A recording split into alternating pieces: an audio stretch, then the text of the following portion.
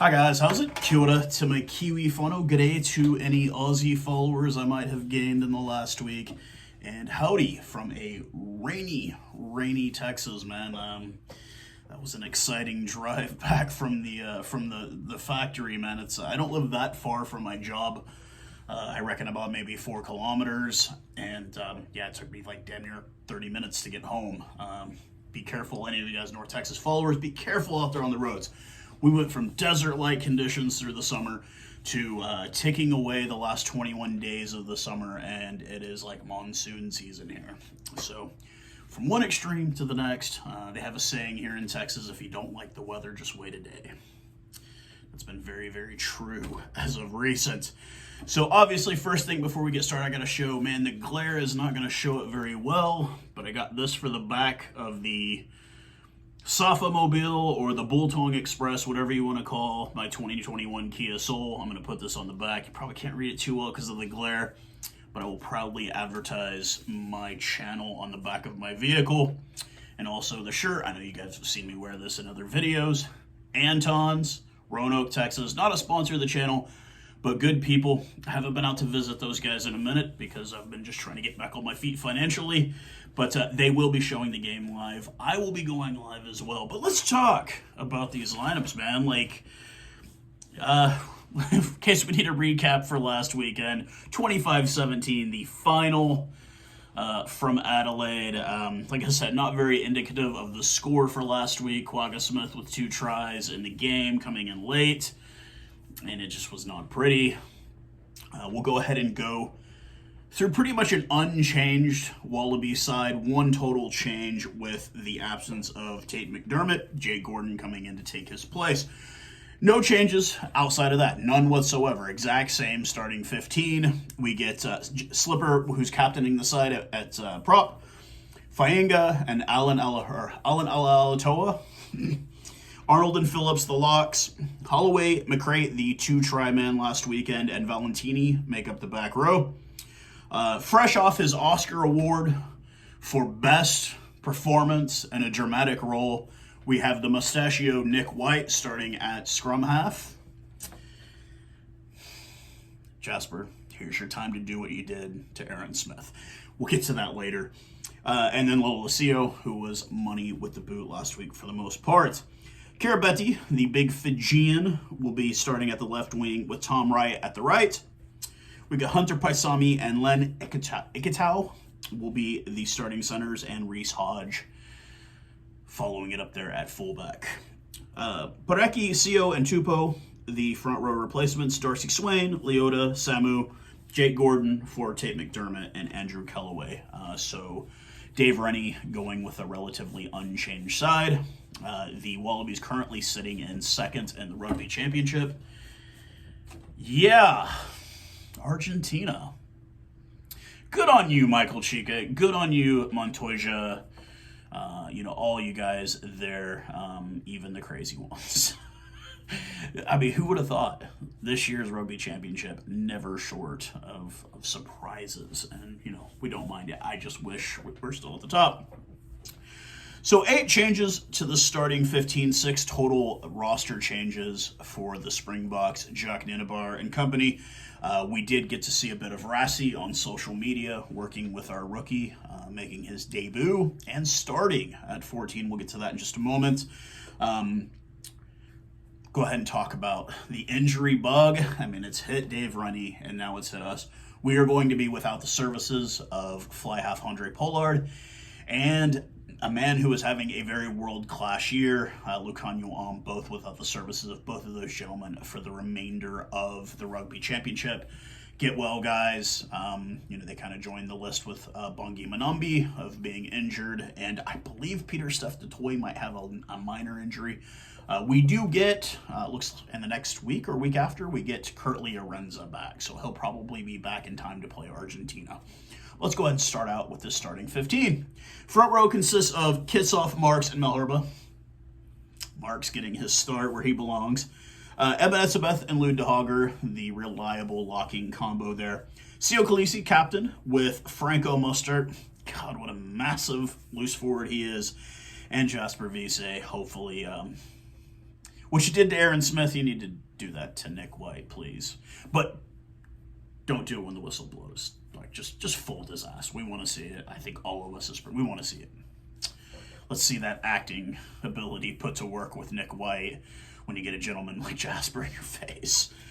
Jaden Hendrickson gets the start at scrum half. No Fuff de Klerk this week. And making his move from fullback, another guy that has had a very good year so far, Damian Falimza will be starting at fly half. I'm very excited to see this. He is a good kicker, but he's also just a very square body. It's good to see maybe a little bit more physicality out of our first 5/8 this week. Makazole Mapipi taking his rightful place in the number 11 jersey at left wing and making his debut. The second youngest ever Springbok to make a debut is Canan Moodie of the Bulls there in the URC and Curry Cup, depending on how you want to look at it. Had to go back and kind of look at who was the youngest ever Springbok. We will get to that later in the lineup. We're looking Moodie making his debut at right wing. Damian Dialende and Jesse Creel making his return after that bit of collision at the hands of Caleb Clark back in round 2 will be the centering combo. And Willie LaRue having a great veteran season so far as it is. The front row replacements will be veteran Dion Fody, Ox Nche, and Trevor Nikane. No worries there. Quagga Smith will be coming off the bench, the 2-try man last week, with Dwayne Vermeulen also coming off the bench. I think this is his first off-the-bench game. I think he's predominantly started in his career. Kobus Reinach will be the scrum half replacement. I'm absolutely excited to see him and the combination of Damian Falimza, mostly just because if you look on paper, Kobus Reinach he's 5'9", 5'9", and has some good body weight to him. So it's like he's kind of a bigger body. Just kind of see maybe a little bit more dynamic play out of him. I know that we have the tendency in our scrum halves to just kick the ball. I'm hoping maybe he just grabs it and runs with it because he's got the body size to do it. Fren Stain, the youngest ever debut for the Springboks. So coming in just behind, or coming in just ahead. I think it was not by that much either. It was like maybe a couple of months ahead of Canan Moodie. And Warwick Gallant will be the last replacement. So a 5-3 split off the bench for Jacques Nienaber and co. So let's just look at this. I had picked the Springboks to win last week. I never pick us to win big. It's always like a big win is doubling up the score. So like 30-15. We don't put up 50 points. We just don't do it. It's just not very common anymore. And I'm going to pick us to win again this week. Not by much, by like 6-7 points. I am on Super Brew. I don't gamble, but because we're not supposed to legally in this country. But I'm going to pick us to win by 6.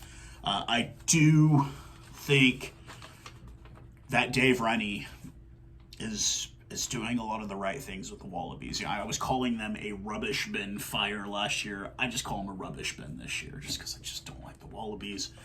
I know a guy I did an interview with, Kapui Butt, the Jackals guy. He is a massive Wallabies supporter. I don't get why. You're from Kenya, bro. You gotta back the buck. It's your continental brothers in the south there.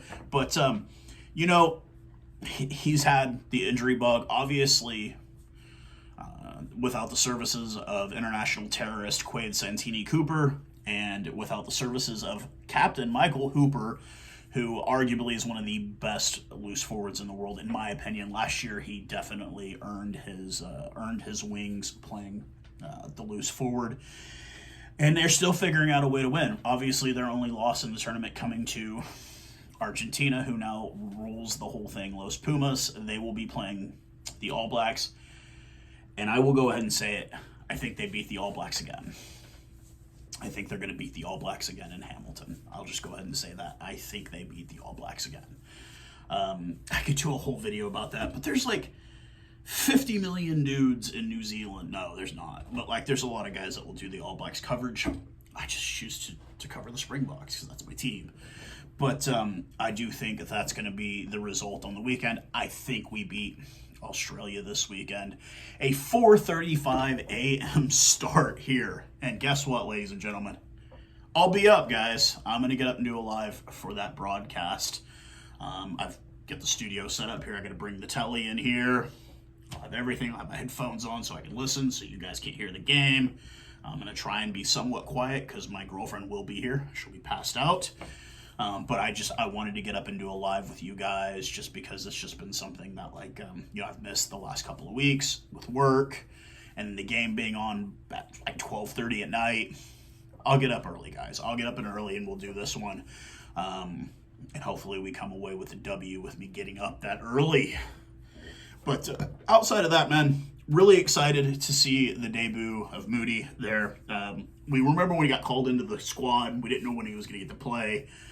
Like I said, very, very young guy, but very, very fast. He is going to have his hands full with Kiribati. We saw it was a dirty hit, but it doesn't change the fact of how big that man is. He's going to have his hands full with Kiribati, and hopefully, we've usually at 14, we have Cheslin Colby, who is not the biggest man, but is extremely hard to catch because he's small, he's spry, he's springy. We would say squirrel tactically here in the U.S. because we have little squirrels and they run around everywhere. That's Cheslin Colby. He's hard to get a hold of. And not only is he fast, he's just not very big. So, like, if you do get by him, you just don't have a whole lot to grab onto.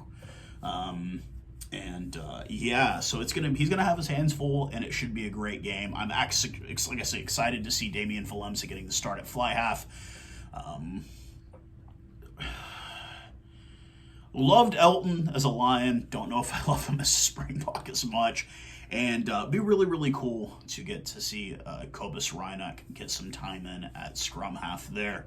Another, not a big announcement, but something I wanted to bring up at the end of the video. So, I've been a rugby fan for quite a while. I have never, ever played rugby. I am looking to possibly play rugby for the local club side here in Denton, the Denton Area Rugby Club. Looking at possibly doing it. Gonna order me some rugby boots online, get me a scrum cap, because I don't even know what position I'll play. Like, I have no idea. Like, in my mind, I wish I was fit enough to play wing, but I know that's not the truth. I wish I was fit enough to play center. No, that's not the truth. I've tried kicking a rugby ball. I can't kick worth a damn, so I'm not obviously going to be playing fly half or scrum half or fullback. So more than likely, I'm pretty sure I'm going to be on the front row with the big boys in scrum. And anytime you guys have seen me do interviews with front row players, I ask them how scary that is, because I am scared to scrum. But hey, it's just adult rec league stuff. Nothing too serious, but hopefully I will get out there and do that. You guys can get some footage of this fat bearded man in Texas playing rugby for his first time. It's just something that kind of, hey, I've got the time to do it. I don't work evenings at my job. I'm often plenty of time to make it to training sessions on Thursdays. Also, the collegiate rugby season's getting ready to kick off. My job is right behind the UNT men's collegiate rugby field. Like, literally, like, if you turn your back in the stands there, you will see my job that I work at. So I kind of took that as a sign that maybe I'm in the right place, because I'm right next to a rugby pitch. And you don't see those everywhere here in the States. So I kind of took that as a bit of a good sign there. But so the Fairweather rugby fan may become the Fairweather rugby fan / rugby player. We'll see how it goes, guys. But I hope everyone's doing great wherever you're at in the world. Hope you're doing safe. I know the seasons are changing, weather is changing, and the world is always kind of a crazy place. But we have rugby this weekend, so all will be right in the universe. So I will see all of you guys on Saturday morning. Cheers, guys.